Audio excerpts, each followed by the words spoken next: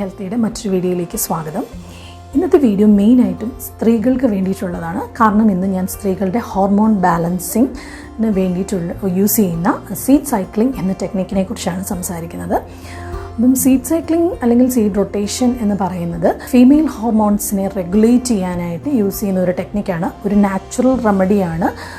Female ഹോർമോൺസായ ഈസ്ട്രജനെയും പ്രൊജസ്ട്രോണിനെയും regulate ചെയ്തുകൊണ്ട് പോകാനായിട്ട് use ചെയ്യുന്നത്. കുറച്ച് നാളുകളായിട്ട് ആളുകൾ യൂസ് ചെയ്ത് പോരുന്ന ഒരു ടെക്നിക്കാണ്.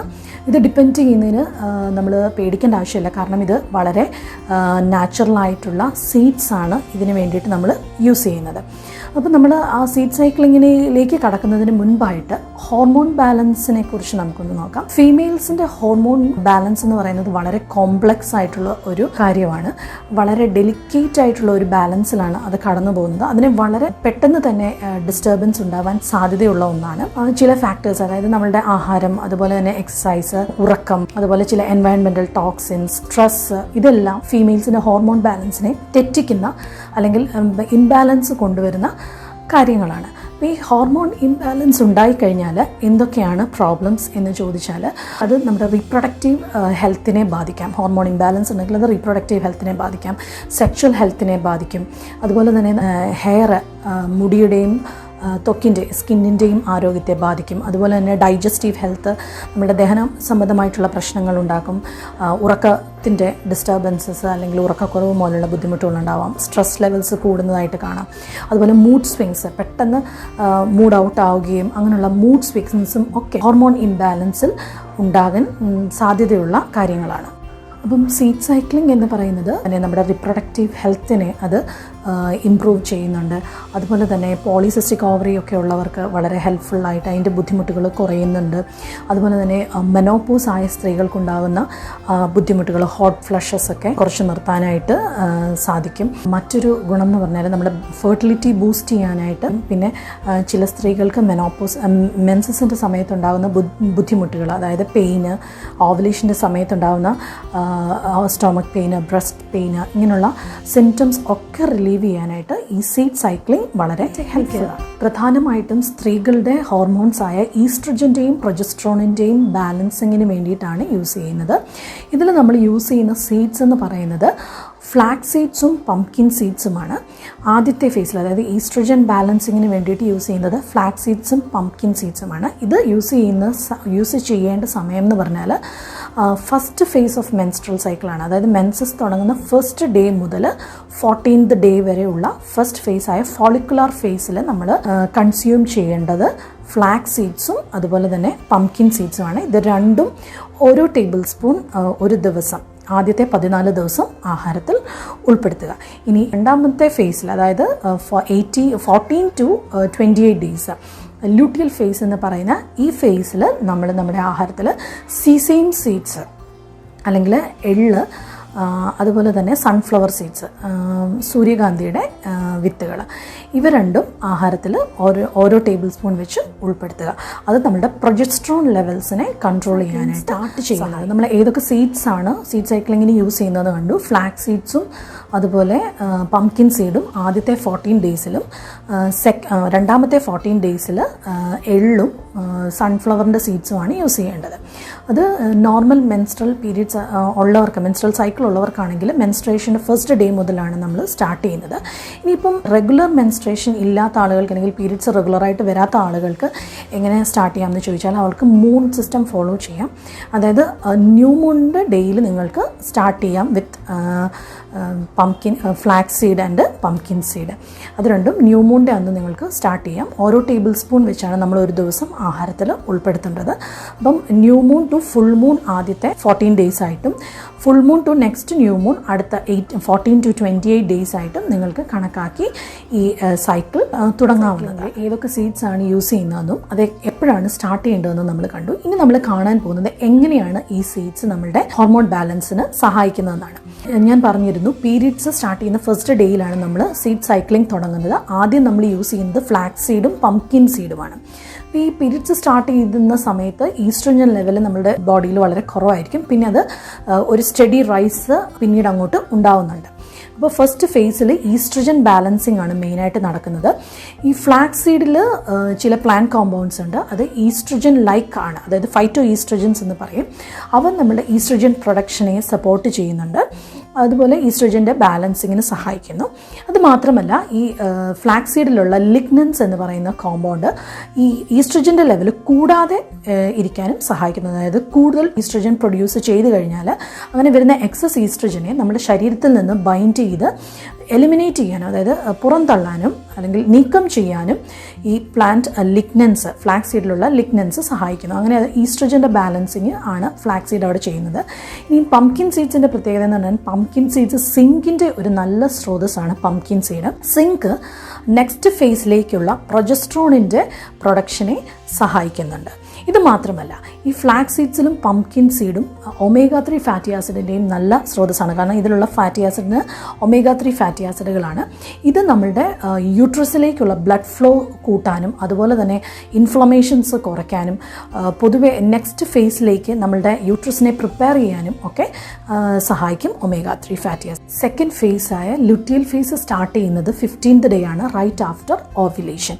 അപ്പോൾ ഈ ഫേസിൻ്റെ തുടക്കത്തിൽ ഈസ്ട്രജൻ്റെ ലെവൽ പെട്ടെന്ന് ഡ്രോപ്പ് ആവുകയും പ്രൊജസ്ട്രോണിൻ്റെ ലെവൽ സ്റ്റാർട്ട് ചെയ്യാൻ ആരംഭിക്കും. പ്രൊജസ്ട്രോണിൻ്റെ ലെവൽ കൂടുമ്പോഴേക്കും നമ്മുടെ യൂട്രസിൻ്റെ ലൈനിങ് ഇങ്ങനെ കൺസീവ് ചെയ്യാൻ അല്ലെങ്കിൽ ഒരു എംബ്രിയോയുടെ അറ്റാച്ച്മെൻറ്റിന് പ്രിപ്പയർ ചെയ്യുകയാണ് പ്രൊജസ്ട്രോണിൻ്റെ ജോലി അല്ലെങ്കിൽ റോൾ എന്ന് പറയുന്നത്. ഇനി ബൈ ദ വേ ഈ ഈസ്ട്രോജനിൻ്റെ ലെവൽ കൂടെ സ്ലൈറ്റായിട്ട് കൂടാൻ തുടങ്ങും. എന്തിനാണെന്ന് ചോദിച്ചാൽ നെക്സ്റ്റ് സൈക്കിളിന് വേണ്ടിയിട്ട് ബോഡിയെ പ്രിപ്പയർ ചെയ്യാനായിട്ട്. അപ്പോൾ ഈ ഈസ്ട്രോജൻ്റെ ലെവൽ പക്ഷേ കൂടുതലായി കഴിഞ്ഞാൽ ഈസ്ട്രോജൻ്റെ പ്രൊഡക്ഷൻ ഈ സെക്കൻഡ് ഫേസിൽ കൂടിക്കഴിഞ്ഞാൽ PMSൻ്റെ സിംറ്റംസ്, അതായത് പ്രീ മെൻസ്ട്രൽ സിംറ്റംസ് ഉണ്ടാകാനൊരു സാധ്യതയുണ്ട്. അതുകൊണ്ട് തന്നെ പ്രൊജസ്ട്രോണിനെയാണ് നമ്മൾ സെക്കൻഡ് ഫേസിൽ നമ്മൾ ശ്രദ്ധിക്കുന്നത് അല്ലെങ്കിൽ ഫോക്കസ് ചെയ്യുന്നത്. കാരണം പ്രൊജസ്ട്രോൺ എപ്പോഴും ഈസ്ട്രോജൻ്റെ ലെവൽ കൂടാതെ ഇരിക്കാനായിട്ട് സഹായിക്കും, അതിനെ മെയിൻറ്റെയിൻ ചെയ്തുകൊണ്ട് പോകാനായിട്ടും സഹായിക്കും. അപ്പോൾ സെക്കൻഡ് ഫേസിൽ നമ്മൾ യൂസ് ചെയ്യുന്ന സീഡ്സ് എന്ന് പറയുന്നത് എള്ള്, സീസെയിം സീഡ്സും അതുപോലെ തന്നെ സൺഫ്ലവറിൻ്റെ സീഡ്സുമാണ്. സീസെയിം സീഡ്സിൻ്റെ പ്രത്യേകത എന്ന് പറഞ്ഞാൽ ഇതിൽ ധാരാളം സിങ്ക് ആൻഡ് സെലീനിയം അടങ്ങിയിട്ടുണ്ട്. സിങ്ക് പ്രൊജസ്ട്രോണിൻ്റെ ഫോർമേഷനെ അല്ലെങ്കിൽ പ്രൊഡക്ഷനെ സഹായിക്കുന്നുണ്ട്. അതുപോലെ തന്നെ സെലീനിയം ഡീടോക്സിഫിക്കേഷൻ എഫക്റ്റാണ്, അതായത് എക്സസ് ആയിട്ടുള്ള ഈസ്ട്രജനെ ഡീടോക്സിഫൈ ചെയ്ത് നീക്കം ചെയ്യാനായിട്ട് സെലീനിയം സഹായിക്കുന്നു. ഇനിയും സൺഫ്ലവർ ഓയിൽ അല്ലെങ്കിൽ സൺഫ്ലവർ എന്ന് പറയുന്നത് വൈറ്റമിൻ ഇയുടെ നല്ലൊരു സ്രോതസ്സാണ്. അപ്പോൾ ഈ വൈറ്റമിൻ ഇയും പ്രൊജസ്ട്രോണിൻ്റെ പ്രൊഡക്ഷനെ സഹായിക്കുന്നുണ്ട്. അതുമാത്രമല്ല സൺഫ്ലവർ സീഡ്സിൽ ലിഗ്നൻസ് ഉണ്ട്, അതും എക്സസ് ആയിട്ടുള്ള അല്ലെങ്കിൽ കൂടുതലായിട്ട് ഈസ്ട്രജൻ ഉണ്ടാവാതെ സെക്കൻഡ് ഫേസിൽ ഈസ്ട്രജൻ്റെ അളവ് കൂടാതെ ഇരിക്കാനായിട്ട് സഹായിക്കുന്നുണ്ട്. അതിനെ ബൈൻഡ് ചെയ്ത് അത് ശരീരത്തിൽ നിന്ന് റിമൂവ് ചെയ്യാനായിട്ട് ഇതിലടങ്ങിയിരിക്കുന്ന ലിഗ്നൻസ് സഹായിക്കും. അപ്പോൾ നമ്മൾ കണ്ടു ഈ സീഡ്സ് എങ്ങനെയാണ് നമ്മുടെ ഹോർമോൺ സീഡ് സൈക്ലിംഗ് എങ്ങനെയാണ് നമ്മുടെ ഹോർമോൺ ബാലൻസിങ്ങിന് ഹെൽപ്പ് ചെയ്യുന്നതെന്ന് കണ്ടു. ഇനി ഇതെങ്ങനെ നമുക്ക് ആഹാരത്തിൽ ഉൾപ്പെടുത്താമെന്ന് നോക്കാം. ഇത് റോ ആയിട്ട് അല്ലെങ്കിൽ കുക്ക് ചെയ്യാതെ പൊടിച്ച് ആഹാരത്തിൽ ഉൾപ്പെടുത്തുന്നതായിരിക്കും കുറച്ചുകൂടെ നല്ലത്, അതിലുള്ള എല്ലാ കോമ്പൗണ്ട്സും നമുക്ക് കിട്ടാനായിട്ട്. പിന്നെ ഇതിലുള്ള പ്ലാന്റ് കോമ്പൗണ്ട്സ് എല്ലാം വളരെ സെൻസിറ്റീവ് അല്ലെങ്കിൽ ഹീറ്റ് സെൻസിറ്റീവാണ്. അതുകൊണ്ട് തന്നെ നമ്മളിത് പൊടിച്ച് ചൂടാക്കാതെ പൊടിച്ച് ഫ്രിഡ്ജിൽ തന്നെ സൂക്ഷിക്കാനായിട്ട് ശ്രദ്ധിക്കുക. അപ്പം ഫ്ലാക്സ് സീഡും എള്ളും പ്രത്യേകിച്ചും പൊടിച്ച് ഉപയോഗിക്കുകയാണെങ്കിൽ അത് കുറച്ചും കൂടെ ബെനിഫിഷ്യലായിരിക്കും. ഇനി ഇത് എങ്ങനെ നമുക്ക് ആഹാരത്തിൽ ഉൾപ്പെടുത്താം? നമുക്കിത് പൊടിച്ച് വെച്ചിരിക്കുന്ന പൊടി നമുക്ക് എന്തെങ്കിലും സ്മൂത്തീസ്, എന്തെങ്കിലും ഫ്രൂട്ട്സിൻ്റെ സ്മൂത്തീസിനകത്ത് വേണമെങ്കിൽ ആഡ് ചെയ്ത് കഴിക്കാം. അല്ലെങ്കിൽ സൂപ്പോ ഏതെങ്കിലും കറികളുടെ ഒക്കെ മുകളിൽ സാലഡ്സിൻ്റെ മുകളിലൊക്കെ സ്പ്രിങ്കിൾ ചെയ്തിട്ട് വേണമെങ്കിൽ നമുക്ക് ഈ സീഡ്സ് നമ്മളുടെ ആഹാരത്തിൽ ഉൾപ്പെടുത്താവുന്നതാണ്.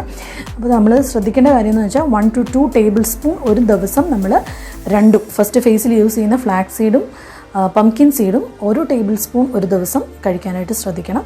അതുപോലെ സെക്കൻഡ് ഫേസിലാണെങ്കിലും എള്ളും സൺഫ്ലവറും അതുപോലെ തന്നെ 1 ടേബിൾ സ്പൂൺ ഒരു ദിവസം കഴിക്കാനായിട്ട് ശ്രദ്ധിക്കുക.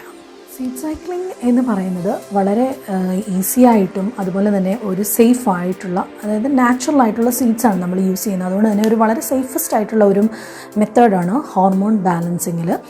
ഇതിൻ്റെ പ്രയോജനങ്ങളെന്ന് പറഞ്ഞാൽ ഹോർമോൺ ബാലൻസിങ് മാത്രമല്ല നമ്മൾ ജനറൽ ഹെൽത്ത് ആൻഡ് വെൽബീയിങ്ങിനും ഈ സീഡ്സ് വളരെ ഹെൽപ്ഫുള്ളാണ്. കാരണം നമുക്കറിയാം സീഡ്സ് എല്ലാം തന്നെ വളരെ ന്യൂട്രീഷ്യസ് ആണ്. ഇതിൽ ഈ പറഞ്ഞ കോമ്പൗണ്ട്സ് അല്ലാതെ ധാരാളം വൈറ്റമിൻസും മിനറൽസും ഫൈബറും ഒക്കെ അടങ്ങിയിട്ടുണ്ട്, ഹെൽത്തി ഫാറ്റും ഒക്കെ അടങ്ങിയിട്ടുണ്ട്. അതെല്ലാം നമ്മളുടെ പൊതുവെയുള്ള ആരോഗ്യത്തെ മെച്ചപ്പെടുത്തും. അതുപോലെ മെനോപോസ് ആയിട്ടുള്ള സ്ത്രീകൾക്ക് അതുകൊണ്ടുണ്ടാകുന്ന ബുദ്ധിമുട്ടുകൾ ഒരുപാട് സീഡ് സൈക്ലിംഗ് ചെയ്യുന്നത് വഴി കുറയുന്നതായിട്ട് നമുക്ക് കാണാം.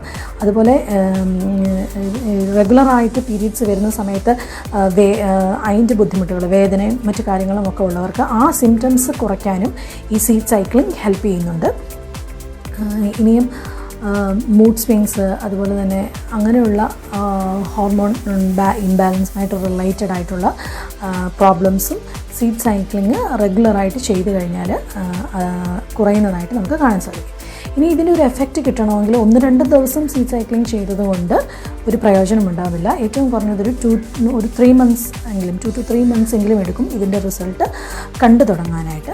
ഇനി നിങ്ങൾ ഓറൽ കോൺട്രാസെപ്റ്റീവ് പിൽസ് അല്ലെങ്കിൽ ബർത്ത് കൺട്രോൾ പിൽസ് എന്തെങ്കിലും എടുക്കുന്നുണ്ടെങ്കിൽ സീഡ് സൈക്ലിങ്ങിൻ്റെ എഫക്റ്റ് വളരെ കുറവായിരിക്കും, അല്ലെങ്കിൽ നോ എഫക്റ്റ് ആയിരിക്കും ശരീരത്തിൽ അങ്ങനെയുള്ള അവസ്ഥയിൽ ഉണ്ടാകുന്നത്. ഇനി നിങ്ങൾ വേറെ എന്തെങ്കിലും ഒക്കെ മെഡിസിൻ എടുക്കുന്നവരാണെങ്കിൽ നിങ്ങളുടെ ഡോക്ടറുമായിട്ട് കൂടെ കൺസൾട്ട് ചെയ്തിട്ട് വേണം ഈ ഒരു ടെക്നിക്ക് നിങ്ങളുടെ ഡയറ്റിൽ നിങ്ങൾ സ്റ്റാർട്ട് ചെയ്യാനായിട്ട്.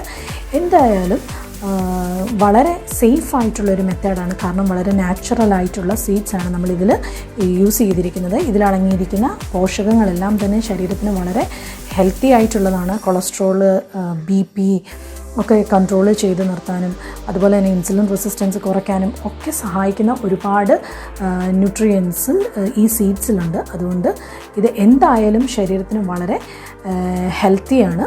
അപ്പോൾ നിങ്ങളെല്ലാവരും ഇങ്ങനെ ഹോർമോൺ ബാലൻസ് ഒക്കെ ഉള്ളവരുണ്ടെങ്കിൽ ഒന്ന് ട്രൈ ചെയ്ത് നോക്കുക. എന്തെങ്കിലുമൊക്കെ നിങ്ങൾക്ക് ഡൗട്ട്സ് ഉണ്ടെങ്കിൽ നിങ്ങൾക്ക് ഇതിൻ്റെ കമൻറ്റിൽ ചോദിക്കാവുന്നതാണ്. മറ്റൊരു ടോപ്പിക്കുമായിട്ട് അടുത്ത വീഡിയോയിൽ കാണാം. Thank you.